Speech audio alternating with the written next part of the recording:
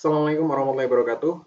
Kita kali ini akan membahas tentang gimana caranya untuk manage demand dan capacity dalam sebuah entitas bisnis yang menyediakan produk berupa jasa gitu ya, atau provider kita sering sebutnya. Jadi gimana caranya kita menyeimbangkan antara demand, permintaan ini dan kapasitas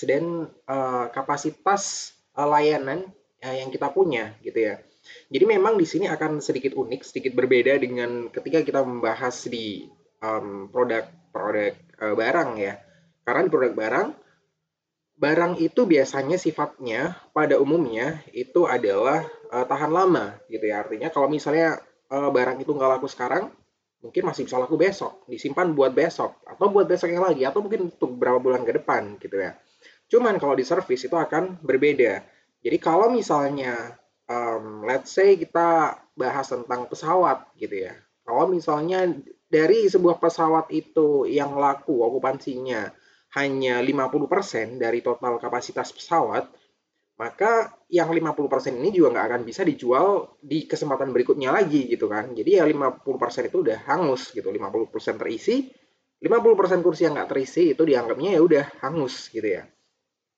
Jadi itu adalah salah satu karakteristik yang paling kelihatan dari sebuah capacity dalam konteks provider ya, dalam konteks perusahaan jasa.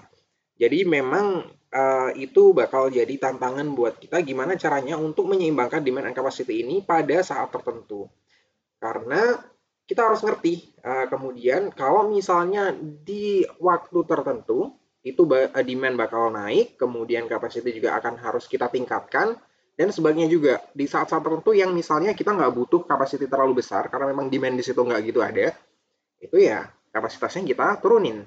Gitu. Jadi gimana sebenarnya sih caranya buat buat kita mencari keseimbangan itu dan bisa memprediksi dengan tepat itu kira-kira apa aja. Kalaupun kita nggak bisa memprediksi, udah terlanjur gitu ya, apa yang harus kita lakukan gitu.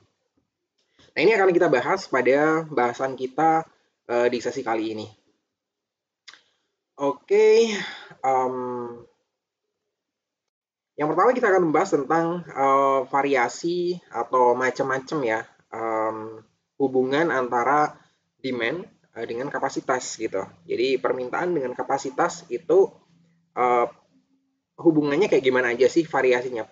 Beberapa beberapa macam-macamnya itu kayak gimana aja? Jadi yang pertama kita bisa lihat dulu dari gambar di bawah ini ya. Di sini kita bisa melihat bahwa uh, yang di sebelah kiri, garis yang sebelah kiri atau yang vertikal ya, itu adalah capacity utilized gitu ya. Jadi kapasitas yang digunakan itu seberapa banyak. Kemudian yang kedua, yang garis mendatar atau garis X itu adalah waktunya, time ya. Jadi di waktu tertentu itu demand seperti apa. Nah, di sini bisa kita lihat bahwa di bagian kiri ya, di bagian Y, di bagian Y, itu yang pertama kita bisa melihat bahwa yang paling bawah itu adalah garis low utilization ya. Jadi low utilization artinya adalah garis di mana permintaan itu sebenarnya kurang gitu ya dibandingkan dengan kapasitas yang kita punya. Seperti tadi misalnya kita ngomong tentang hotel, tentang pesawat gitu ya. Kita punya misalnya hotel lah sekarang ya, kita bahas tentang hotel, kita punya 50 kamar gitu, sedangkan yang keisi cuman 10 kamar gitu, maka itu kondisi yang nggak profitable bisa jadi buat kita gitu kan. Jadi ada batas tertentu yang kita bisa tentukan ya dari hitung-hitungan kita, di batas mana kira-kira kapasitas kita itu akan bisa tercover dengan secara bisnis ya, tercover dengan pendapatan yang kita dapatkan dari customer gitu. Kira-kira di angka berapa? Misalnya dari 50 kamar itu, kita bisa ngitung fixed cost-nya, variable cost-nya, dan overhead-nya juga sampai berapa banyak gitu. Misalnya dari 50 kamar, kita nentuin, kita temukan akhirnya 20 kamar itu harus keisi. Kalau misalnya di bawah 20 kamar, maka kita running cost kita itu nggak ke cover dengan pendapatan yang kita dapat gitu ya. Jadi itu ada di low utilization gitu. Jadi ada banyak kapasitas-kapasitas provider itu yang jadinya idle, yang nganggur. Jadi misalnya kamarnya yang pasti juga nganggur. Kemudian talents-nya, orang-orangnya juga kemungkinan besar bisa aja nganggur ya. Mereka kurang kerjaan jadinya. Kekurangan ya pekerjaan. Jadi ini bisa jadi suatu sinyal yang buruk ya. Di sini disebutin bahwa sinyal yang seperti apa sih yang buruk? Kalau ini terjadi secara terus-menerus, bisa jadi ini adalah sinyal bahwa bisnis kita nggak sales gitu ya, bahwa orang emang nggak datang ke tempat kita lagi gitu. Jadi kita harus paham tentang hal tersebut gitu ya. Jadi kan di sini posisi di garis bagian bawah, kalau misalnya kita ada di bawah garis itu, maka itu adalah garis di mana kita akan nanggung running cost kita yang tidak tercover dari revenue kita gitu ya. Kemudian yang kedua yang di atasnya adalah optimal capacity atau well balanced demand and supply gitu. Jadi sebenarnya yang kita harapkan ada di sini nanti ya. Jadi optimum ya. Artinya optimum sebenarnya secara pendapatan kita bisa dapat dengan baik, kita bisa menangkap demand dengan baik, demandnya pas, kemudian juga kita bisa serve mereka, customer kita dengan baik juga gitu, dengan kapasitas yang kita punya. Jadi ini adalah kondisi yang paling ideal ya, kondisi di mana memang keduanya match, benar-benar bisa match gitu. Jadi kita bisa serve dengan baik, dengan kapasitas yang sesuai, dengan service yang memang kita harapkan untuk kita bisa deliver, kemudian juga dari sisi customer juga memberikan revenue yang baik kepada kita dan mereka juga mendapatkan kepuasan yang mereka ekspektasikan gitu ya. Kemudian yang paling atas adalah maximum available capacity ya. Jadi maksimum ini sebenarnya garis mentok di mana kalau misalnya kita nyampe garis itu sebenarnya kita masih bisa deliver service-nya, masih bisa gitu ya. Kita masih bisa melayani mereka, masih bisa nerima mereka segala macam. Cuman kalau kita ada di garis ini, di maximum available capacity ini, kemungkinan akan ada terjadi quality declines ya. Jadi customer-nya sedikit kebanyakan dari kita, demand-nya sedikit kebanyakan dari kapasitas kita gitu. Kita masih bisa mengcover mereka, masih kita bisa menangani, masih kita serve mereka juga gitu. Cuman nggak sampai level di mana kita bisa buat mereka delighted atau puas gitu ya. Jadi itu bakal jadi kekurangan gitu. Jadi secara kualitas akan menurun. Maka persepsi customer terhadap service yang kita berikan bisa jadi juga menurun gitu ya. Dan itu bakal berpengaruh juga mungkin ke keputusan mereka untuk menggunakan jasa kita lagi di masa mendatang. Nah itu sebenarnya bisa kita lihat ya di bagian gambarnya di situ ada tadi seperti yang saya sebutkan yang paling bawah adalah excess capacity. Kalau misalnya kapasitasnya itu berlebihan justru ya.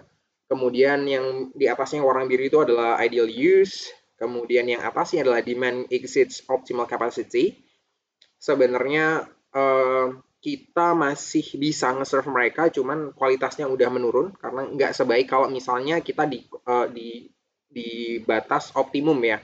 Batas optimum artinya tadi ya saya sebutin bahwa kita dapat revenue-nya itu the best, tapi kita juga bisa nge-serve mereka juga the best dengan kapasitas yang pas gitu ya. Itu adalah yang dimaksud dengan optimum di sini. Jadi ada sedikit ini ya, optimum sama maksimum. Kalau maksimum udah mentok kita di situ masih bisa oke lah kita masukin, kita terima gitu. Cuman kita udah nggak bisa nge-serve mereka dengan baik gitu ya. Kemudian yang paling atas adalah demand exceeds capacity ya. Jadi kalau misalnya permintaannya terlalu banyak, ya akhirnya kita nggak bisa menangkap demand tersebut gitu ya. Demand tersebut loss gitu.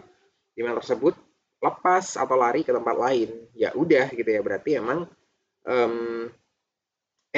nggak bisa diapa-apain lagi karena memang kapasitas kita juga udah mentok. Kita nggak mungkin nerima mereka yang jadinya malah berantakan nanti ya.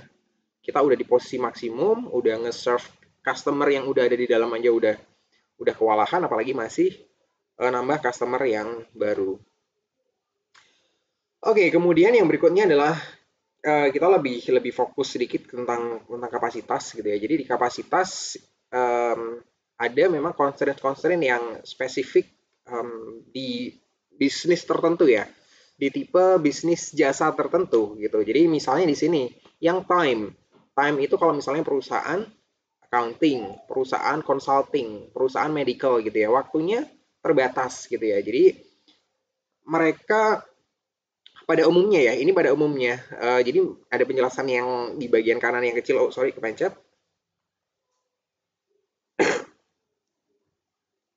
Ada penjelasan di bagian kanan yang di bawah itu bahwa ini sebenarnya pada umumnya, tapi bukan berarti itu satu-satunya constraint yang bakal mereka hadapin gitu ya. Jadi di medical selain time gitu ya, selain waktu yang terbatas gitu ya, kalau misalnya kita ke rumah sakit, itu juga misalnya kita ke poli apa ya, ke klinik jantung atau ke klinik penyakit dalam segala macam, itu waktu mereka juga terbatas, waktu dokternya terbatas gitu ya. Tapi bukan berarti juga dari segi segi labornya sendiri, dari segi dokternya sendiri juga belum tentu nggak ada constraint di sana ya. Bisa jadi memang dokternya juga kurang gitu. Makanya mereka rumah sakit ini mungkin rumah sakit tertentu itu nggak menyeimbangkan dengan demand yang ada gitu ya. Bisa jadi seperti itu. Kemudian kalau yang labor itu biasanya law firm, accounting firm. Nah ini ya, dia disebut lagi accounting firm sama consulting. Uh, karena juga di situ ada constraint juga di labor. Kemudian juga health clinic gitu ya. Dan kemudian equipment, delivery services, telecommunications, network services, utilities, health clubs, dan lain sebagainya. Jadi kayak misalnya di gym gitu ya, kalau health clubs ya, kalau misalnya kita datang ke gym, pasti nggak nyaman buat kita sebagai customer. Kalau misalnya ketika kita datang, itu customer yang lagi nge-gym di jam itu lagi banyak gitu ya, lagi rame lah gitu. Jadi kita mau pakai alat tertentu, nungguin gitu ya, masih nungguin lama gitu ya. Jadi harus nungguin gilirannya, entah satu atau dua orang di depan kita, dan segala macam. Jadi sebenarnya target kita yang kita mau datang nge-gym, kita cuman ya 1 jam aja lah, kita udah ngelakuin semuanya, mulai dari cardio sampai weight dan segala macam gitu ya. Kita udah lakuin itu, tapi karena rame, jadinya kita nggak bisa ngelakuin semuanya itu dalam 1 jam gitu ya. Jadinya yaitu constraint yang ada di mereka gitu ya. Kemudian yang berikutnya adalah facilities ya, hotel, restaurants, hospitals, airlines, schools, theaters gitu ya. Jadi sama ya kayak tadi misalnya pesawat gitu, walaupun sebenarnya bisa-bisa aja dalam satu pesawat itu misalnya di 5 pramugari atau pramugara itu nge-serve um, penumpang yang mungkin 1,5 kali lipat dari total kapasitas pesawat, cuman yang nggak bisa ditambah adalah kapasitas pesawatnya gitu ya, kapasitas kursi dalam pesawat gitu kan. Itu yang nggak bisa diubah, jadi ada mentoknya, ada batasnya di sana. Jadi constraint-nya justru ke fasilitasnya, bukan ke labor-nya. Cuman tetap ya bisa jadi ada kemungkinan constraint yang lain itu juga menjadi faktor yang menentukan juga. Kemudian berikutnya kita akan ngomong tentang demand-nya. Sebelumnya kita ngomong tentang kapasitasnya, sekarang kita ngomong tentang demand-nya. Nah, sebagai sebuah organisasi atau sebagai sebuah provider atau entitas bisnis, apalagi yang profesional, pasti kita emang kudu banget untuk bisa buat chart of demand patterns ya. Jadi kita harus ngerti sebenarnya pattern-pattern dari customer ini, mereka itu biasanya sering datang ke tempat kita atau di tempat kita itu rame, itu biasanya kapan gitu ya. Nah, bisa jadi di service tertentu ini harian ya, di hari-hari tertentu rame, di hari-hari tertentu enggak gitu. Tapi bisa jadi di service tertentu juga itu jam-jaman ya. Jadi di jam tertentu itu rame dan jam tertentu enggak gitu ya. Jadi itu juga perlu kita perhatiin gitu. Jadi kita ngelihat pattern ini ada di frekuensi yang seberapa cepat gitu ya. Jadi kalau misalnya emang tadi yang jam-jaman di jam tertentu misalnya let's say kita ngomong tentang jasa di perbankan misalnya. Di perbankan mungkin ya, mungkin saya karena nggak begitu pengalaman juga. Mungkin di bank itu lebih rame ketika misalnya jam pagi banget gitu ya. Misalnya jam antara jam 8 atau jam 9 sampai dengan jam 12 gitu. Itu jam-jam rame banget gitu. Jadi bank harus bisa mengalocate orang-orangnya untuk nge-serve dengan baik di depan gitu ya, di baik itu di teller ataupun di customer service gitu ya. Jadi jangan sampai mungkin kalian juga pernah ngalamin banget ya ketika kalian datang ke service encounter tertentu, customer service ya, customer service atau ke teller, kalian ngantri agak panjang, cuman yang nge-serve kalian itu cuman 1 orang atau 2 orang gitu. Rasanya kan nggak enak banget kan. Rasanya bagi customer tuh ini gimana sih gitu kan, maksudnya kita tuh sampai ngantri kayak gini, kita nabung loh di sini tuh, kita nggak minta uang gitu kan. Kita nabung di sini kok mereka nggak naruh satu atau dua orang lagi gitu ya di teller gitu ya buat mempercepat pelayanan semua ini gitu. Itu kan jadi pengalaman yang nggak nyaman bagi customer gitu ya. Jadinya ada di situ kita bisa merasakan ada service decline gitu.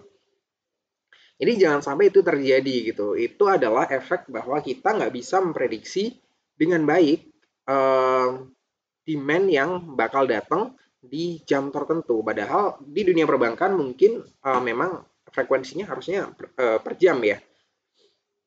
Nah, itu harus bisa di-manage dengan baik gitu. Jadi kalau misalnya di saat-saat tertentu yang udah terprediksi itu bakal rame, ya udah talentnya dioptimumin dulu untuk di sana dulu gitu ya. Jadi ya, pekerjaan yang lain mungkin bisa dilanjutkan setelahnya, setelah melayani customer gitu ya. Karena kalau misalnya bisa jadi kalau misalnya kerjaan yang clerical kan bisa nunggu ya. Kalau misalnya customer nunggu itu rasanya nggak nyaman banget.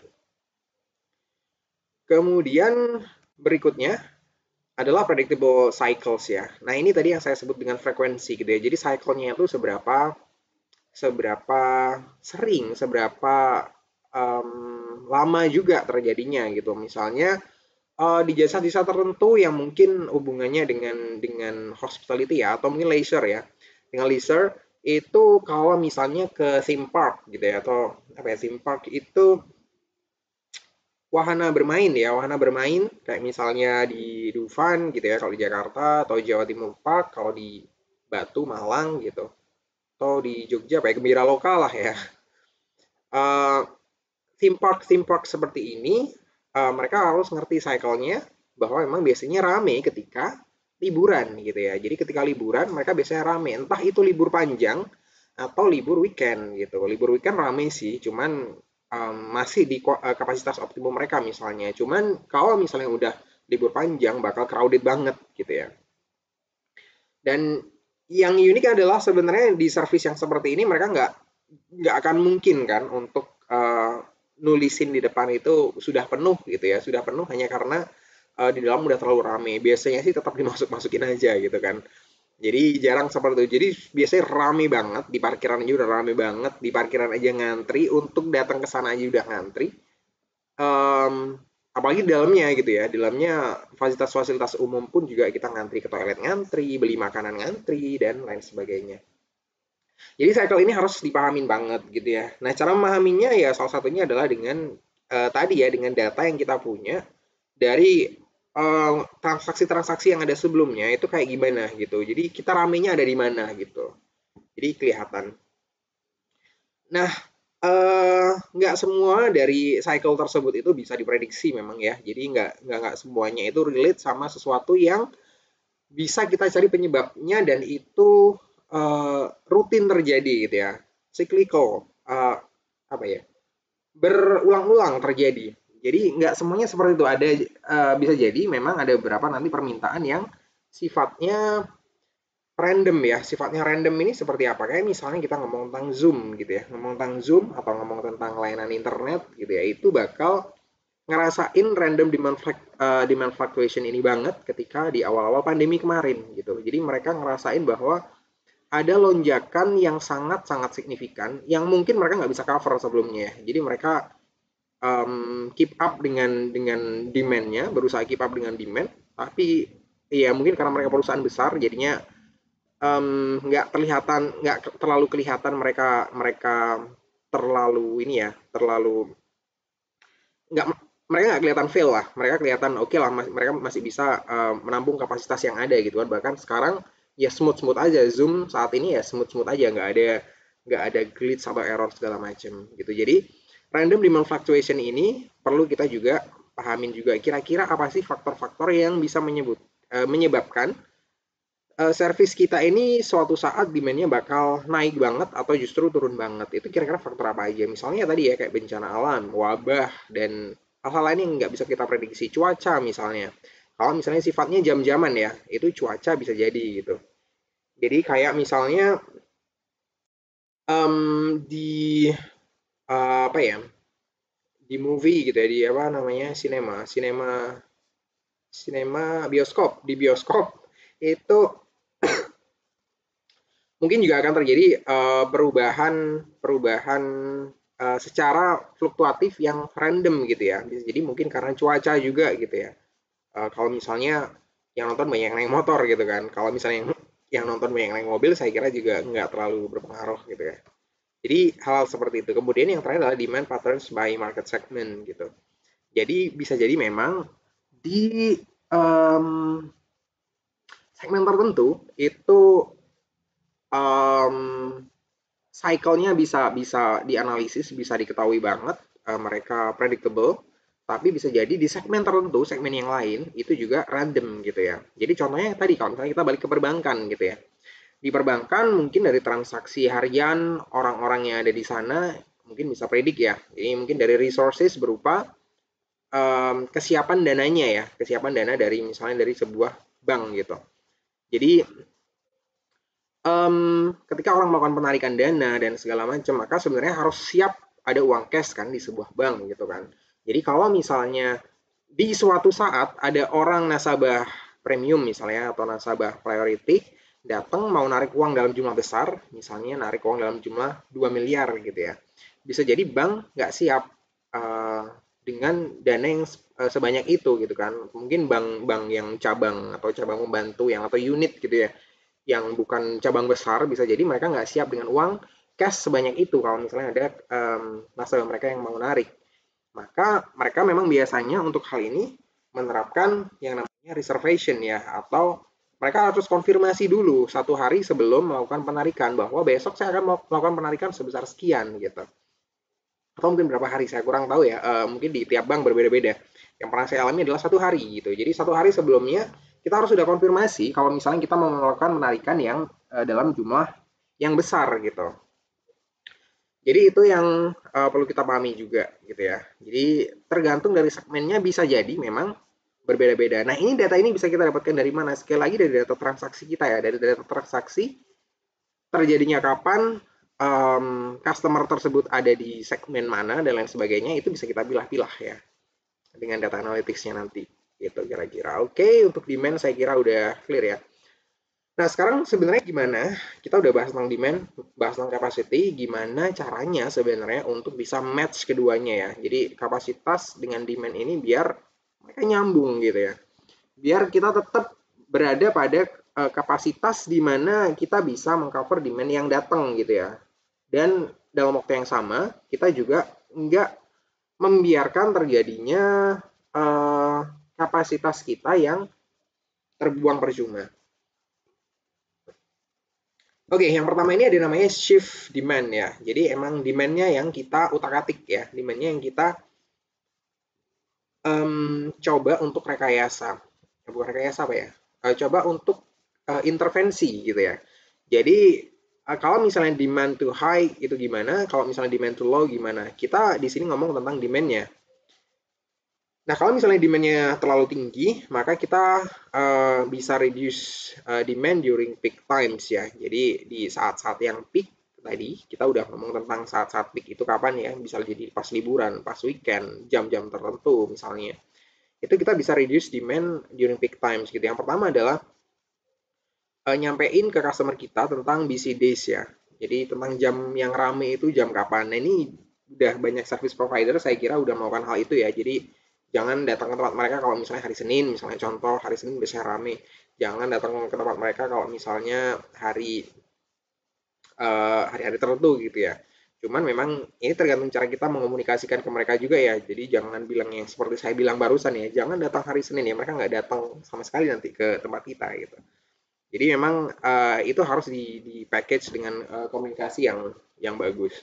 Kemudian modify timing and location of service delivery. Jadi timing and location-nya juga kita bisa bisa intervensi di sana ya. Jadi kita bisa siapkan tempat baru di tempat yang mungkin berbeda dengan tempat kita saat ini untuk nge-serve mereka gitu ya. Nah ini dilakukan kayak misalnya oleh organisasi, oleh instansi pemerintah misalnya Samsat ya. Jadi Samsat ada Samsat sekarang itu kita tahu ada Samsat yang di kantornya sendiri, yang layanan Samsat di kantornya. kemudian ada Samsat drive-thru, juga ada Samsat keliling gitu ya. Jadi mereka punya banyak service encounter sekarang. Jadi orang bisa pilih gitu. Jadi nggak harus semuanya ngumpul di kantor Samsat yang kalau misalnya itu rame ya bakal jadi rame banget gitu ya. Nah, orang punya alternatif untuk ini di tempat lain. Kemudian offer incentives for non-peak usage gitu ya. Jadi biasanya ada diskon-diskon tertentu, ada ya gimmick-gimmick tertentu yang kita kasih ketika non-peak gitu ya. Dan berikutnya adalah set priorities by talking care of loyal or high needs customer first gitu ya. Jadi memang kita menentukan prioritas dengan um, dengan nge-serve customer yang high priority dulu gitu ya. Jadi kenapa seperti itu ya? Karena jangan sampai yang loyal customer kita itu lari gara-gara kita penuh gitu ya. Misalnya di tempat kita penuh, tapi yang kita masukin orang-orang yang baru gitu ya, orang-orang yang baru, orang yang loyal yang biasa udah pakai jasa kita malah nggak bisa menggunakan jasa kita gitu ya. Nah itu juga kita hindari gitu ya. Jadi biar mereka nggak kecewa gitu. Kemudian berikutnya adalah charge full price for the service. Jadi kalau misalnya lagi rame, lagi peak, itu jangan kasih diskon malahan gitu kan. Jadi orang malah malah pada dateng kan, pada dateng dan tambah rame jadinya gitu. Dan memang biasanya ini nanti ada hubungan dengan yield management ya. Di service provider kebanyakan itu memang ketika di peak season itu memang harganya cenderung naik gitu ya. Jadi cenderung naik um, kayak misalnya di pesawat gitu ya. Kalau misalnya lagi liburan, harganya pasti ada kecenderungan untuk naik gitu ya. Apalagi semakin dekat belinya kita dengan jadwal penerbangannya itu semakin mahal gitu. Kemudian juga hotel juga sama ya di masa-masa liburan gitu. Itu juga semakin mahal gitu.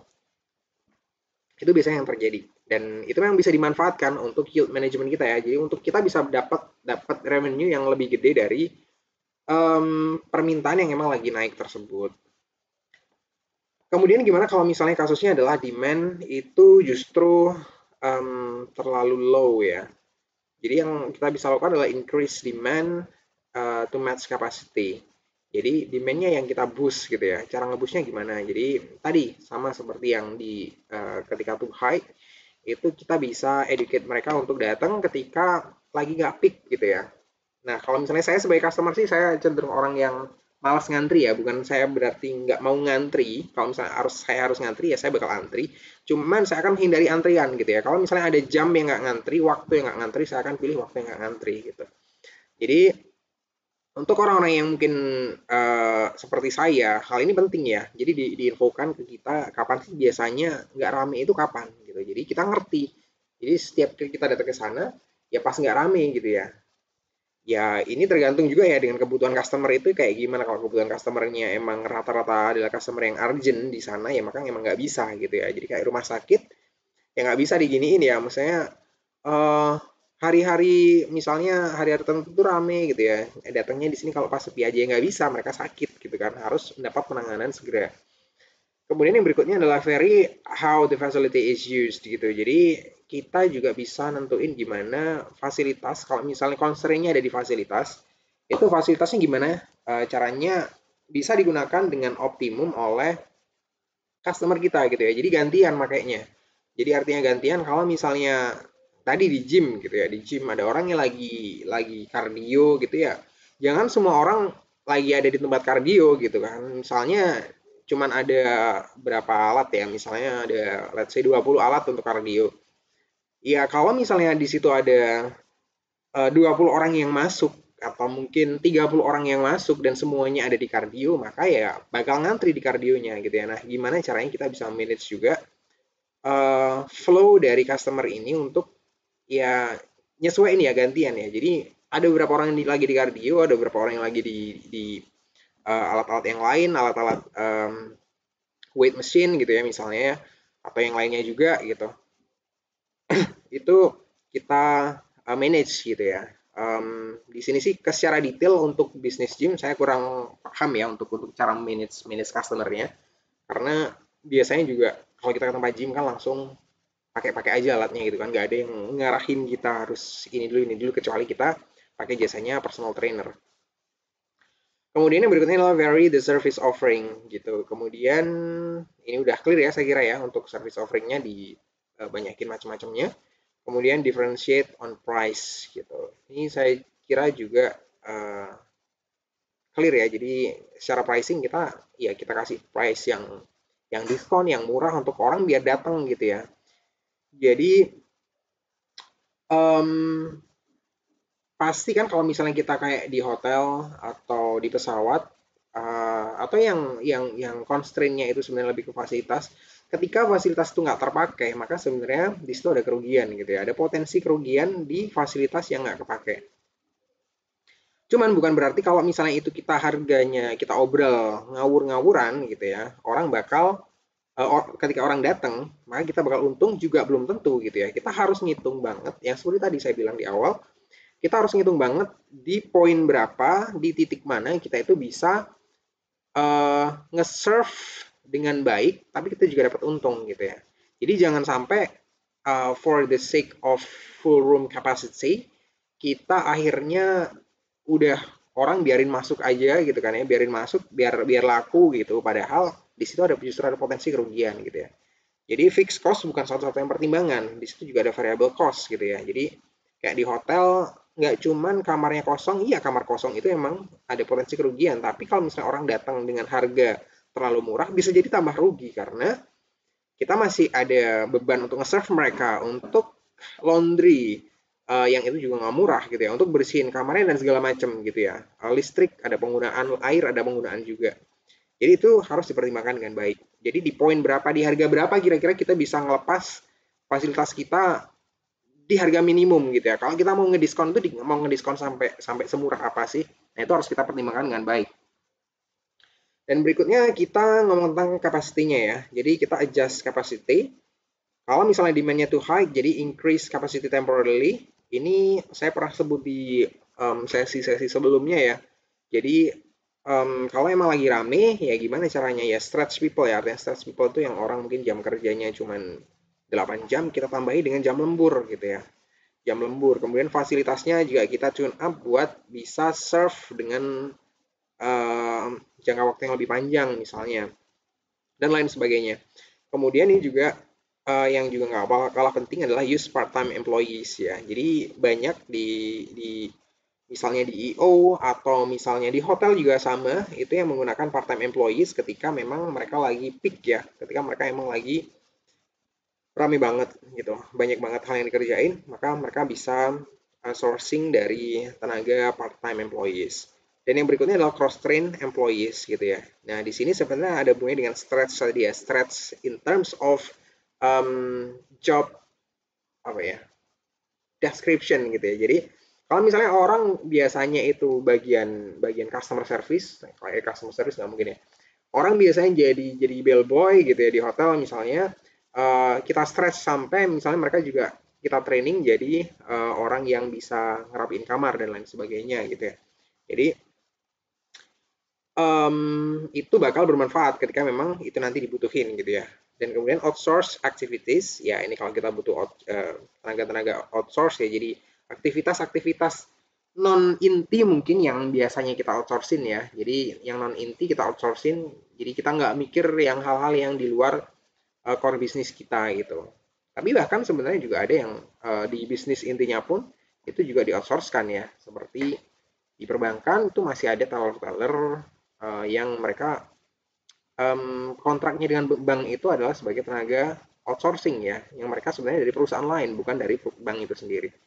Dan yang berikutnya adalah rent or share facilities and equipment gitu. Jadi ya kita nambah tempat baru gitu ya, kita nambah tempat baru atau fasilitas baru gitu, kita nyewa kalau misalnya kita belum bisa beli, ya itu bisa kita manfaatin gitu ya. Cuman tadi ngelihat seberapa cycle itu, seberapa lama service itu bakal di-deliver gitu ya. Kalau misalnya kebutuhannya hanya singkat banget, ya kita bisa rent untuk yang dalam jangka waktu singkat ya, jangan jangan beli gitu kan.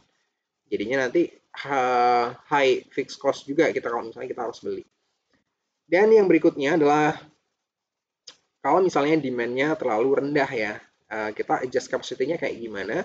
Adjust use of resources gitu ya. Jadi kalau misalnya emang lagi nggak dipakai, fasilitasnya itu diapain aja. Misalnya schedule downtime during periods of low demand ya. Jadi emang kita bisa bisa istirahatin, bisa pause semua kegiatan. Sorry, nggak semuanya ya. Beberapa kegiatan yang emang lagi nggak dipakai gitu ya, lagi nggak punya added value buat kita jalanin gitu. Kemudian kita juga bisa perform maintenance ya. Jadi maintenance itu di saat-saat sepi seperti ini. Jangan ngelakuin maintenance pada saat rame gitu kan. Jadi kalau misalnya pas saat rame orang pas pakai, ya orang bakal nggak nyaman kan gitu. Misalnya tadi di hotel, em, kita maintenance plumbing gitu misalnya. Jadi air di beberapa kamar bakal atau di satu lantai itu bakal nggak bisa nyala gitu kan. Ya customer bakal ngerasa dirugin banget gitu. Nah itu bisa kita lakukan ketika lagi sepi banget gitu ya. Ketika lagi sepi banget, di lantai itu kita kosongin, kita pindahkan ke lantai-lantai lain, atau memang sejak dari awal udah kita arahkan ke lantai-lantai tertentu, karena lantai tersebut lagi di maintenance juga bisa. Kemudian juga vacations, kemudian training, nah ini kita lakukan juga pas di hari-hari santai ya, di hari-hari yang demand-nya lagi rendah gitu. Jadi karena mereka juga lagi nggak ngapa-ngapain juga gitu kan, lagi nggak ngapa-ngapain juga, nggak banyak yang mereka kerjain, jadinya ya mending dioptimalin buat training gitu ya, buat nge-upgrade skillnya mereka daripada mereka cuman gabut ya di kantor gitu, gabut di tempat kerja, mending ya mereka di training aja sekalian gitu ya, biar ada manfaatnya. Jadi jangan juga training ini dilakukan ketika lagi rame-ramenya gitu ya. Yang itu mungkin beberapa kali kita ketemuin di beberapa instansi tertentu ya. Jadi itu hal yang kurang oke ya buat buat customer ya. Kemudian terakhir adalah modify or move facilities and equipment gitu ya. Jadi ya fasilitas yang ada kita manfaatin buat hal-hal lain yang mungkin bisa jadi justru menambah nilai tambah gitu ya. Jadi seperti yang kemarin saya sempat sharing juga dengan Bapak Warmin ya. Pak Warmin ini direktur bisnisnya di Solo Pos. Itu beliau juga ada beberapa fasilitas yang ditambahkan di luar core bisnis mereka sebagai bisnis media gitu ya. Salah satunya adalah jualan makanan ayam apa ya? Ayam entah ayam tulang lunak atau ayam sejenisnya lah ya. Pokoknya produk yang berbasis ayam. Dan udah lumayan bagus sebenarnya sekarang, kayak udah lumayan baik penjualannya. Dan itu ya ada fasilitas yang memang mereka gunakan untuk itu gitu kan. Itu untuk pertama ketika strategi menghadapi pandemi. Jadi memang ada sedikit penurunan mungkin di bisnis medianya. Nah, resources yang lagi idle ini atau mungkin lagi kurang optimal dimanfaatkan untuk hal yang seperti itu, untuk jenis bisnis-bisnis yang lain gitu kan. Nah, itu juga beneficial ya buat perusahaan. Dan yang terakhir atau bukan ya? Bukan yang terakhir. Tapi ini penting banget. Uh, Bisa jadi ini udah kalian pelajari di manajemen keuangan sebenarnya atau belum ya? Ya sudah atau belum pun juga nggak masalah ya. Yield management ini adalah kata yang sorry istilah yang sering kita dengar ya, yang sering buzzword-nya lah ya kalau di manajemen itu adalah yield management. Yield management itu kayak gimana sih maksudnya? Pada intinya sih yield management itu gimana caranya mengalokasikan resources yang kita punya itu untuk menghasilkan revenue yang seoptimal mungkin gitu ya. Jadi kalau dari rumusnya ya, ini kayak kita belajar sedikit agak matematis ya. Yield itu atau revenue itu adalah actual revenue dibagi dengan potential revenue gitu ya. Jadi kalau potential revenue dari fasilitas yang kita miliki itu kira-kira berapa potensinya gitu ya. Let's say potensi dari hotel di tempat kita adalah dalam satu bulan itu omsetnya 100 juta misalnya. 100 juta kemudian actual revenue kita adalah 60 juta. Maka yieldnya berarti berapa? Ya 60% gitu kan. Jadi seperti itu cara ngitungnya ya. Jadi kita sebenarnya ngejar agar yieldnya ini seoptimum mungkin gitu ya. Artinya tadi kalau potensinya 100 ya tadi cuma 60, kita harus push untuk bisa lebih tinggi, misalnya dengan ke 70, ke 80 atau mungkin ke 90 ya. Yang itu mungkin juga terlalu optimis ya kalau untuk di hotel. Cuman itu konsepnya di yield ya. Nah, goalnya sebenarnya kalau di yield management ini um, adalah untuk produce the best possible financial return from a limited available capacity ya. Jadi emang dengan kapasitas yang ada itu yang kita punya, gimana cara kita dapetin revenue sebanyak mungkin gitu. Nah, cara ngedapetin revenue yang sebanyak mungkin itu caranya kayak gimana? Apakah dengan langsung ngasih harga yang lebih mahal gitu kan? Semuanya kita kasih aja harga yang lebih mahal gitu kan? Nanti kan berarti pendapatan kita bisa naik gitu ya. Itu kan tergantung ya seberapa banyak nanti dengan harga yang lebih mahal itu sales yang kita buat. Kalau misalnya kita ngemahalin harganya lalu salesnya turun ya sama aja dengan bohong ya. Jadi kita nggak dapat pendapatan yang optimal juga, revenue-nya juga nggak optimum. Nah, gimana caranya kita bisa manage itu dengan baik gitu ya. Di saat tertentu yang tadi seperti kita udah pelajarin ya, di saat tertentu harga itu bisa naik banget, di saat tertentu juga harga itu bisa kita push mungkin sampai hampir batas batas minimum kita untuk tetap kita dapat revenue, dapat dapat profit juga dari resources yang kita punya gitu ya. Jadi jangan sampai resource yang kita punya itu bakal nganggur gitu.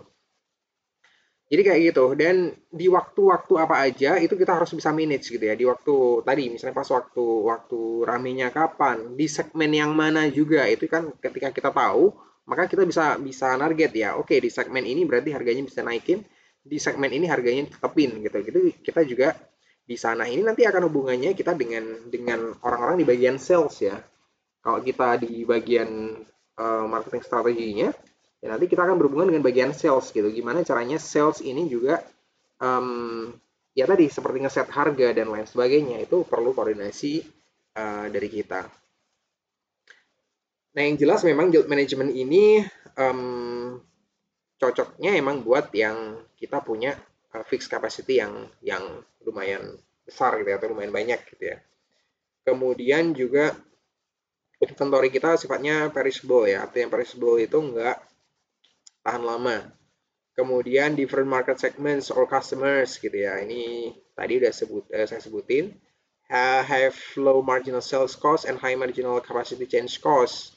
Saya kira udah clear. Kemudian product is sold in advance, there is fluctuation demand, and customers who arrive or reserve early are more price sensitive than those who arrive or reserve late gitu ya. Jadi ya gitu ya pada umumnya orang yang santai-santai aja, udahlah nanti pesan-pesannya nanti aja nyesuaiin sama waktu kita gitu ya. Itu mungkin orang yang lebih punya uang gitu ya. Karena dia nggak terlalu sensitif sama harga. Nanti kalau udah mepet harga mahal, ya nggak apa-apa lah. Harga mahal juga emang resikonya gitu ya. Kita dapat harga mahal karena emang kita mepet gitu. Tapi daripada kita beli kemarin terus nggak jadi kan sama aja gitu ya. Itu mungkin pertimbangan buat di segmen yang berbeda akan berbeda juga gitu ya. Makanya kita harus ngerti juga di segmen yang mana, segmen apa aja yang kita serve dan seperti apa behavior mereka. Kemudian yang terakhir yang ini adalah waiting line strategies.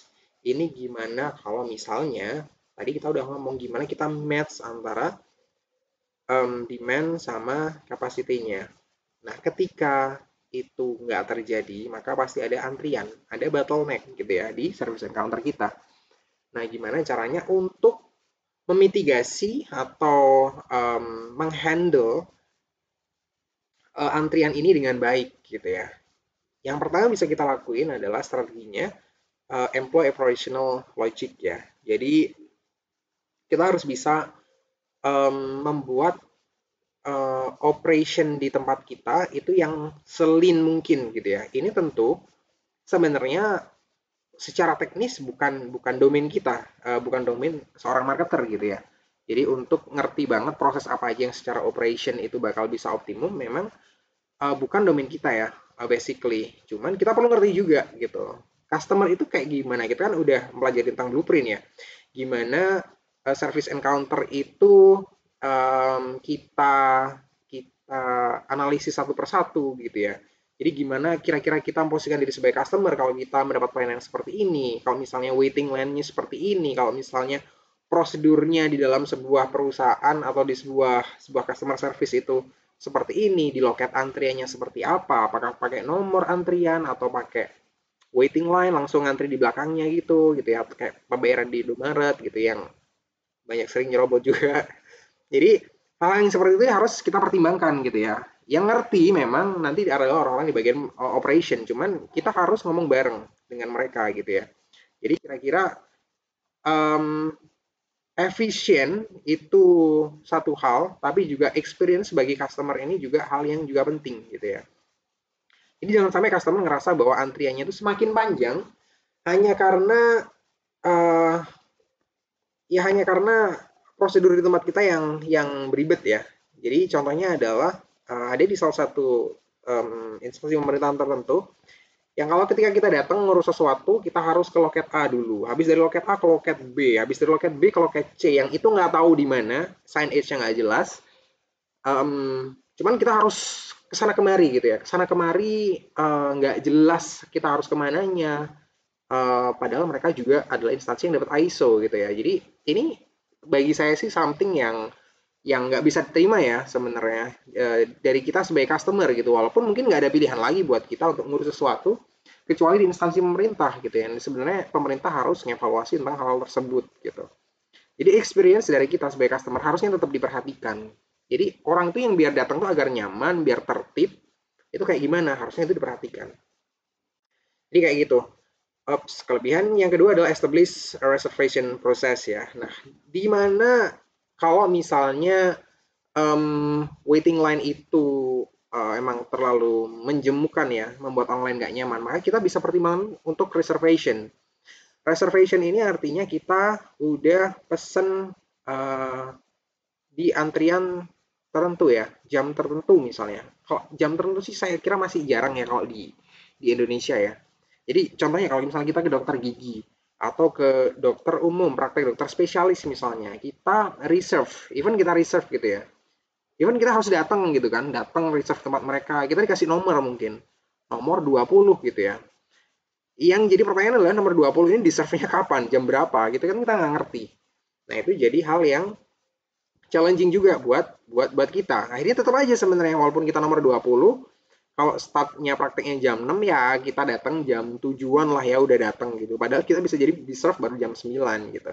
Nah ini juga challenge juga. Di tempat lain di luar negeri sana, di negara-negara maju, servis-servis seperti ini itu jamnya udah jelas ya. Jadi udah jelas um, mereka udah punya data yang cukup akurat tentang servis-servis yang mereka beri itu biasanya membutuhkan waktu berapa lama gitu ya. Jadi kalau misalnya keperluan saya, contohnya saya pernah ke klinik gigi ya di UK. Ketika di sana ya saya udah ketika reserve ya udah dikasih jamnya jam 2 siang gitu ya sampai jam setengah 3 karena proses yang saya butuhkan itu hanya memang membutuhkan waktu sekitar setengah jam aja nggak lebih gitu. Jadi mereka udah bisa menganalisis itu dengan baik gitu dan itu harusnya memang dilakukan oleh provider-provider di sini. Jadi saya datang ke sana ya jam 2 kurang sedikit gitu ya. Jadi saya nggak wasting banyak waktu buat nungguin doang gitu ya. Kan pasti bakal banyak wastingnya kan. Kita mau ngapain sih ketika ngantri? Mau ngerjain hal pekerjaan-pekerjaan kantor kan juga susah gitu ya. Di sana nggak ada meja meja yang proper, di sana nggak ada ya kursi-kursi tunggu biasa gitu ya. Mau ngerjain banyak hal kita juga susah. Nah, itu yang perlu dipertimbangkan reservation proses gitu. Kemudian yang berikutnya oke adalah differentiate waiting customers ya. Jadi memang tadi kita balik ke yang segmennya tadi. Jadi customer yang tertentu di segmen tertentu kita segmentasinya tergantung dari kita ya bisa jadi dari usia dan kondisi fisik atau dan lain sebagainya itu kita diferensiasikan dengan lebih detail lagi dan masing-masing kita berikan handling yang berbeda juga gitu ya. Tadi seperti misalnya di perbankan, customer yang priority biasanya memang mereka mendapatkan pelayanan yang khusus gitu ya. Mereka nggak perlu ngantri di antrian retail consumer biasanya gitu ya, yang antrinya harus berdiri gitu. Mereka nggak perlu ngelakuin seperti itu. Mereka biasanya langsung ke ruang khusus, ketemu manajernya dan segala macam gitu ya. Kemudian juga misalnya untuk wanita ibu-ibu hamil gitu di service encounter tertentu mereka mendapatkan privilege ya atau lansia juga gitu atau orang-orang dengan anak-anak kecil gitu itu juga sering mendapatkan privilege gitu ya kalau misalnya di service-service tertentu gitu. Misalnya di transportasi ada transportasi yang memang khusus untuk yaitu ya lansia, ibu hamil gitu.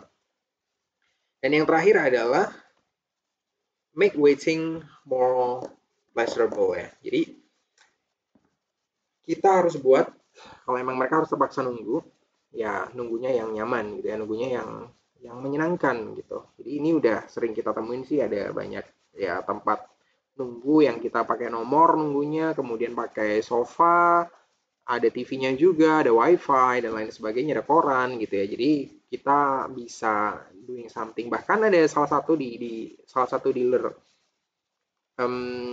di apa ya bengkel sih di bengkelnya Toyota yang saya pernah datang itu mereka nyiapin juga co-working space gitu jadi tempat untuk meja kerja dan itu bagi saya wow banget sih experience-nya karena mungkin saya lebih cenderung kalau misalnya di waktu-waktu seperti itu kan mending buka laptop daripada buka HP gitu ya jadi bagi orang seperti saya itu lebih lebih beneficial ya waktunya bakal lebih lebih bermanfaat ketika kita nunggu dan nunggunya nggak akan terlalu terasa lama gitu jadinya ya beda kalau misalnya dengan HP mungkin saya orang yang cepat bosan dengan HP ngelihat ini itu berita udah selesai ya udah mau ngapain lagi gitu kan jadi itu kita juga harus ngerti ya ngerti customer kita tuh kayak gimana untuk ngasih experience ke mereka tentang waiting line ini nanti tentang antriannya kayak gimana jadi jangan sampai salah gitu ya seperti tadi yang dilakuin Toyota saya appreciate banget sih di salah satu bengkelnya sih ya nggak semua bengkel seperti itu cuman di bengkel yang satu ini saya appreciate banget yang seperti itu karena ya bagi saya sih mereka berhasil menganalisis siapa customer mereka gitu kan dan saya rasa memang banyak customer Toyota yang menggunakan fasilitas-fasilitas co-working space tersebut. Oke, jadi kira-kira itu aja tentang demand sama capacity. Jadi memang sama dengan produk ya, sekali lagi. Bottom line-nya adalah kita harus menyeimbangkan gitu ya antara kapasitas dengan demand-nya. Bedanya adalah di produk mereka bisa jadi berupa persediaan ya, yang itu bisa disimpan artinya, bisa disimpan dan dijual di lain waktu tergantung dari kapan mereka expired gitu ya. Bisa jadi ada barang yang lama banget expirednya bisa jadi enggak. Nah, di service itu nggak kayak gitu. Jadi barang yang kita punya kapasitas yang kita punya sekarang yaitu berlakunya buat sekarang gitu ya. Jadi nggak berlaku buat waktu-waktu berikutnya. Kalau itu nggak laku sekarang, tempat itu nggak dijual sekarang, ya udah berarti itu kerugian kita untuk saat ini. Untuk detik ini berarti kita harus mencatatkan kerugian karena ada beberapa fasilitas kita yang nggak digunakan gitu ya. Jadi itu kira-kira ya semoga dapat dapat um, benang merahnya dari apa yang kita pelajari saat ini dan ini memang bagian yang penting banget dari keseluruhan materi tentang service marketing ya dan penting banget buat kita nanti gimana caranya untuk menjaga keseimbangan itu. Jadi jangan sampai kita terlalu banyak resources juga, terlalu banyak pegawai misalnya terlalu banyak fasilitas-fasilitas yang nggak perlu gitu jangan sampai karena itu bakal membuat kita rugi juga. Oke kira-kira kayak gitu kalau misalnya ada pertanyaan silakan langsung dicantumkan di kolom komen ya. Jadi silakan tanya kapan aja. Thank you semuanya atas perhatiannya. Mohon maaf kalau ada kesalahan. Wassalamualaikum warahmatullahi wabarakatuh.